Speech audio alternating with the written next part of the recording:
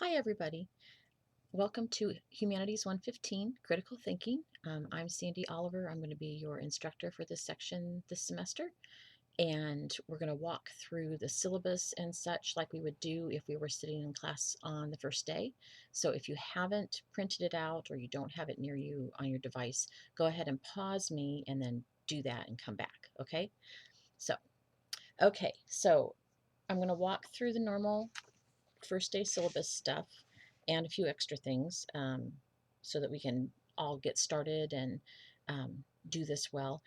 The good news is that our textbook is embedded into our Blackboard class, and so you'll have first day access to all of that, and you won't have to worry about where's my book, did I get a book, any of that kind of stuff. So that's a plus.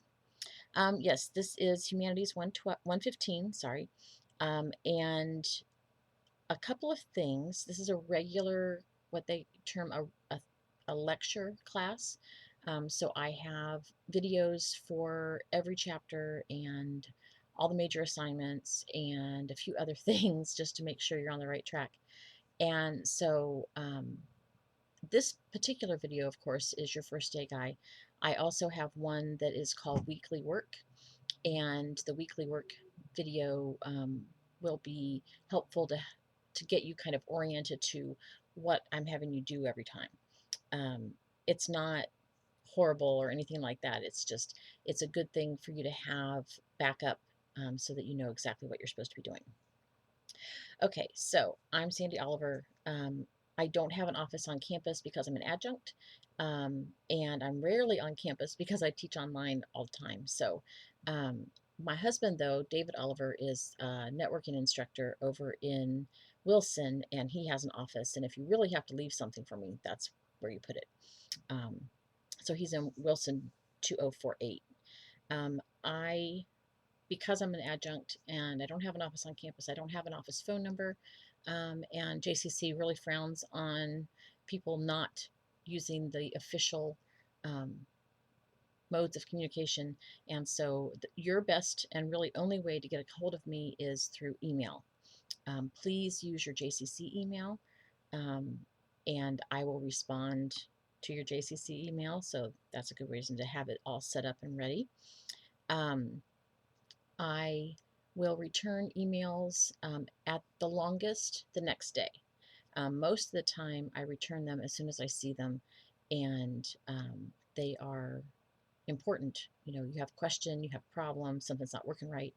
Um, excuse me, and or you can't find something, and there we go. So I'm working on making sure that you get what you need, but I'm not run off my feet, basically. So within 24 hours, give or take. Usually I'm much faster than that. I do go to bed fairly early because my husband gets up very early, 5 a.m. And so we're up early, so I'm not up way late because you can't burn that candle forever. But I will email you back as soon as I can and try to make sure I get things taken care of. If you email me on Saturday or Sunday, you might not hear back from me until Monday. I try to check in on Saturdays, but Sunday is my holy day and I try not to work then. But if you're looking at the date stamp on this, you see I'm not always successful. Anyway, this course is the use of critical thinking skills in the context of human conflict. Now, this doesn't mean fighting. This is just we don't all agree about everything, and we don't know what we agree about until we talk about it, and that's kind of critical thinking and work. Again, it's a 100% online course. We hope that when you're done, you'll be able to analyze problems using critical thinking, make logical decisions, be able to express the importance of diversity, evaluate your personal beliefs and values using critical things. And so the book, of course, is online. It's embedded in our class. And if you go to the Blackboard page on the left-hand side, that black line of links, it's the one that is e-text and course resources. And you click in there, and then you'll have in there all the books that you can get to through Bibliu, which is our bookstore. And you just go down and find Bold Thinking. It's a blue, looks kind of Asian book. It's not Asian, but it'll be there. The Power of Critical Thinking, 7th edition. And you click on that, make it your one of your favorites, and that way it'll always be at the top. And then when you go into that book itself, and then when you go into it, up at the upper left side, um, there's a little, what we call a hamburger menu. It's, like 4 slices of bread is what it looks like. Click on that, and then click on table of contents. And that way you can get to the chapter that we're working on or the essay that you need to read without having to page through 600 pages of stuff. Yeah. Anyway, we'll play with that. It'll get easier. Everything does with practice. About the grades for the class, this is at the bottom of page 2 on your syllabus. We have 3 papers, they're 10% each, 4 exams, again 10% each. The reading logs are 10%, and the homework, which is chapter exercises and drafts and discussion boards and all that, is 20%. So, and it does add up to 100. There's some stuff in there about Blackboard grade. I have up there as your current Blackboard grade the weighted grades of the class. And so it automatically does the math.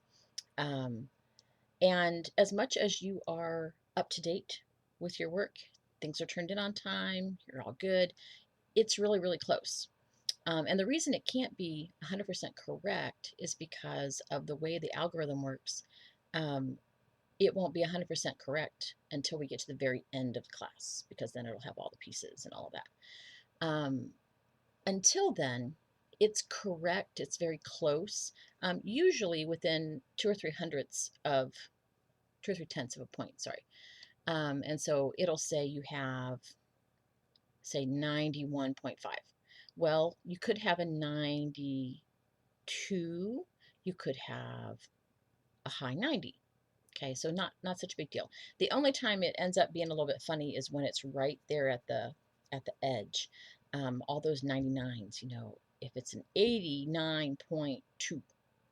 So is it less or is it more? So yeah, if you ever have questions or you're worried or you just want to know, you can ask me, email me for a grade update, and I will do the math for you. Okay, so I try to, this is my plan for my life. I try to every weekday make sure that I get all of my grading down to 0. Doesn't always happen, but that's my goal. And so I try to get your work graded at the most a week after the due date. If it's something like a rough draft or something that I need to look at so you can move on, I do those first. And so anyway, I post your grade on Blackboard, of course. And if it's just a plain number in your My Grades section, another one of those links at the left, then it's just the grade. You got the points, okay? If it's an underline, like a hyperlink grade, then I've made some comment. Sometimes it's just, you did great, thanks for this, something like that. Other times it's more substantive. And on your homework, I count homework grades at like 20. Okay, so your reading log, chapter 1, is worth 20 points. If you get a 19, there will definitely be a little hyperlink there, and it'll tell you what I want you to do about that or what you missed. For homework assignments and such, sometimes I can also, circle things and write some things in the margins on the actual document, and you can see that too when you go to the hyperlink. Okay, so that's where your feedback is. We have a couple of things here. We have an AI statement.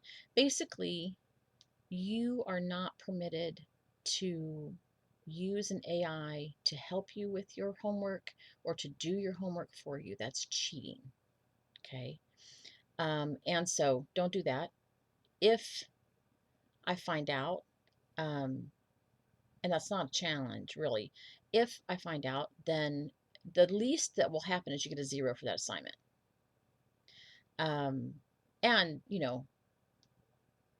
there's other possibilities there, right? So it's a form of academic dishonesty. You're saying this is your work and it's not. Okay. So there's a little bit more that goes in with that, but that's your down and dirty. I do take late work. We all have other things going on in our lives, and sometimes they are more important than school. School can't always lose, though. You're here, somebody's paying for this, and you've decided to take this class. And so I expect that it will have, not just my class, but your classes in general, will have a kind of status that means you get things done. Okay, this is a job, right?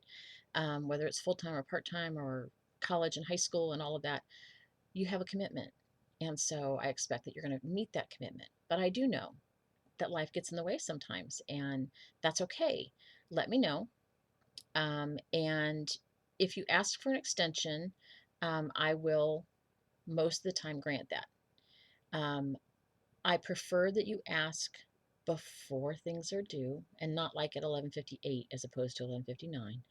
But earlier in the day, I'm not going to get this done, or the day before, okay, so I thought I was going to have time tonight, but then this happened and I know tomorrow's shot.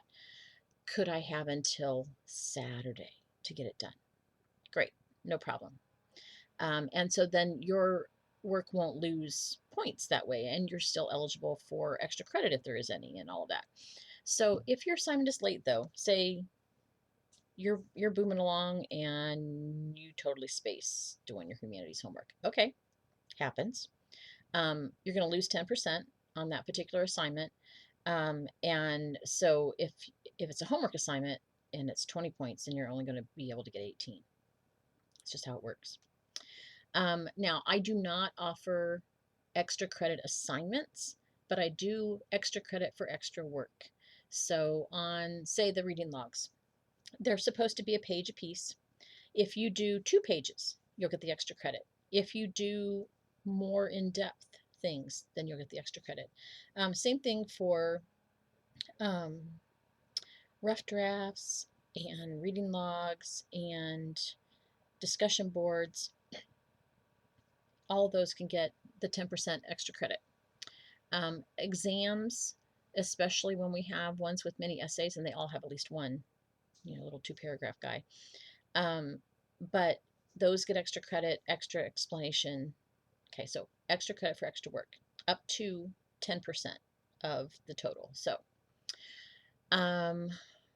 there are 3 big deadlines in the class. I have found that if I don't kind of chunk that up, I have always 1 or 2 students who want to turn in the whole class the last week.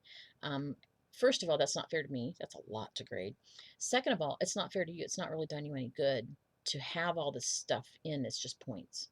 And I want your work to be useful. I want it to be meaningful. And I do not give busy work. I have certain things I need to get across to you, and this is the best way to do it. It works well. Yes, sometimes it seems a little tedious, but tedious is part of life. It can't all be exciting. We'd all be, over the edge cortisol. Okay, so at those after those due dates, those big deadlines, I won't accept anything from those units or the things that I've already closed. And so this is for your benefit as well as for mine. Okay. If you run into trouble, if you don't understand something, please email me. Let me know, hey, I don't understand what this says, or I tried to do it this way and that wasn't right. What's the right way? Anything, okay? Just be respectful and all that good stuff. Okay, weekly due dates. I'm on page 4. For Humanities 115, we have Thursday is our deadline. And I know most of my colleagues do Sunday night. I'll tell you why I don't. In this country, we have 3 major religions and a bunch of others who kind of fall into those same categories. And the holy days are Friday, Saturday, and Sunday. Okay. So even if you're not a believer in anything like that, there are 3 days that I don't want somebody to feel like they have to work on their holy day. Okay. So our ending day is Thursday, 11:59 p.m. And I know this first week might be a little bit of a stretch for folks, so I don't count things late for the first week. Next week, we'll start working on that. One of the things about that is you can work ahead. I try to keep at least 2 weeks ahead of you where we are in class up on the blackboard. And as soon as I can get the whole rest of the course up there, it'll be up there, but at least 2 weeks ahead of you. So you don't have to wait for my Monday announcement to start working on that week's work or turning that week's work in. You can turn it in anytime you want, as long as it's before the deadline. So if you have to do all of your work on the weekend, work a week ahead, not a week behind. So this coming weekend is going to be busy. Okay, so get things done. If you don't know how to work a word processing program, you as a student have access to Microsoft Office, and they have tutorials for each of their products. So you can go in there and say, okay, how do I set up a document on Word? The good news is, too, I've given you in the homework area, so course information, major assignments, weekly work. And then in the chapter exercises, there's a click for a template. You can just use that all the time. Okay. That way you don't have to worry too much about setting things up. But you do need to be able to save things as either a docx or a PDF. The pages documents that come from a Chrome tablet, Blackboard doesn't open them, and neither do I. So don't use those. Okay. I'll send you a little note. That's one of those little hyperlink guys. Hey, this is a pages document. I can't open that. Please send it to me via email. No biggie. Okay. So online attendance policy. You have to do something in class every week in order to be counted present. Sounds familiar, right? So you have a discussion board, you have chapter exercises, you have reading logs, sometimes you have drafts and such. As long as you do at least one of those, you get to be counted present for the week. Now, you cannot pass the class by doing one assignment a week. Okay, you can stay, but you won't pass. Okay, so do the work, do the work, do the work. Okay. Then there are some things that you have. The ending of this piece, SAGES is basically progress reports. Sometimes we have to do them for a whole group of students, and whether you're doing well in the class or not. And so you'll get one, don't panic. Look and see what your grade is in the class at the time. If it's an A or a B, whew, you're done. If it's a C or less, you probably do need to get some help and get some tutoring and things. We also have the QEP, the Quality Enhancement Plan. And this is called Pace Yourself. It's basically, it's to help students get more oriented to school so they're not frustrated trying to find things or needing help and not knowing where to go and all those things that are huge factors in somebody staying in school and graduating. Okay, so you know that there are lots of agencies here on campus that help students of varying types. Those of you who are still in high school, who are taking college classes, you know that you have guidance counselors and prep teachers and all that fun stuff. And everybody has a program advisor. And those folks are there to help you figure things out, get signed up for classes, help you when things go wrong. But the first thing, and this is at the end of the pieces. Oh, I have it in the wrong order, but that's okay. We didn't miss anything. Yeah, we did. Hold on. I'll go back to that. Sorry. Got my pages out of line. So anyway, back to the student concerns thing. If I do something that you believe is unfair, or if I offend you in any way, please send me an email. Let me know. Okay. Not my intent. I try to be a nice person. I try to help everybody as much as I can, and sometimes that comes across wrong. And I get frustrated just like everybody else, and sometimes I don't guard that as well as I should. So let me know. I'm more than happy to make amends and fix things and do what we need to do. Okay. If you and I can't come to an agreement on what's the right thing to do, then we'll talk to Elizabeth Baker, who is my director. And if she can't help us, then we have to go to Dr. Cooper, who is our, what they call our AVP. She takes care of everybody in university studies. So, but please, please, please talk to me. Make sure that we're on the same page. A lot of times misunderstandings are just that, misunderstandings. And we'll figure things out. Going back to the attendance policy. So, um, everybody has to come to class, right?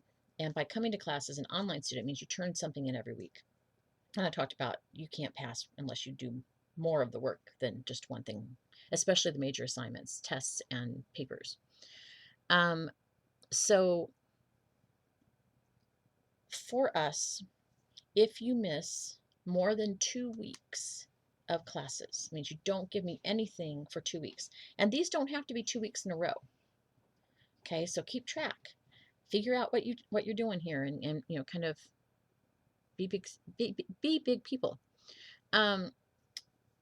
If you miss more than 2 weeks, I will email you at least once in there, probably twice in there, and say, hey, didn't see anything from you this week. Hope everything's okay. What can I do to help? And then I'll send you, if the third week comes and goes, then I'll send you a note saying, hey, you might want to drop the class, or I will drop you on this date. And these days, there's not a whole lot of difference between you dropping a class and me dropping you from a class, unless you're a VA student. If I drop you, you'll get a WD. Okay, you get a W, which is withdrawal. There's no grade penalty, so it doesn't pull away from your GPA, but it could mean that you have financial aid issues, because when you get financial aid, it's for a particular number of credit hours. And if you don't finish that number of credit hours, you can have to pay back that money before you can take more classes. Okay, so keep that in mind. Whether you're paying for it or not, this is a possibility. So keep your stuff together. You're in class. Work from now until May 7th, so don't lose your focus, okay? If you have questions about attendance or anything like that, please just pop me an email. Okay, one more thing. One of the things that I always get questions about from classes is, okay, so when are we off? When we don't have to do class and all that. So on the major assignments link, there's one that's called major assignments and due dates. And so you have basically all the major assignments when they're going to be due for the whole semester in one place. Also, our class runs Monday, January 8th through Tuesday, May 7th. May 7th at noon. Write that in for yourself. Noon, because my grades are due the next morning at 8 a.m. And so I need time to poke people who aren't done and do all the math. Remember, English major, not a math major. So on that page, you have also the 3 holidays we have. Martin Luther King Day is Monday, January 15th, no classes. Spring break is March 4th through the 8th. That's that whole first week of March. So really, it starts the weekend before, it ends the weekend after. But anyway, there's that part. And then Easter holiday, we get off on Friday, Good Friday, March 29th. Okay, so other than that, we're in class. President's Day, we're in class. Okay, I don't know what else there is in there. Whatever bank holiday or whatever you've had before, this is what we got. The reason our spring break is earlier is because we have 2 8-week sessions that we run every semester, and so there's a week in between those for folks who are doing fast track. I think mainly for the instructors who are doing fast track. Got to reset your whole class in the middle of the semester. It's a little bit rough. So anyway, that's our days. The rest of that page you can look at and see what your dates are, put them on your calendar, whatever you want to do. Okay. So I hope that has helped you kind of get oriented to the class and what we're going to do. And I put up everything in weeks. I know at least weeks 1 and 2 are up right now. So you can go in and look and see what we're doing and see what we're doing as we go through the semester. I put a little list on the front of each of the folders for the weeks, and then click on the date, the week 1, whatever, January 8th through the 11th. Click on that. It'll take you inside, and then it'll give you a list of what we're going to do that week for real, and then the boxes to turn them in. Okay, so everything's all right there together. You don't have to click around too much. So anyway, I hope you have a great day. I hope you have a great semester. Let me know if you have any trouble whatsoever. You know where to get me. You have my email.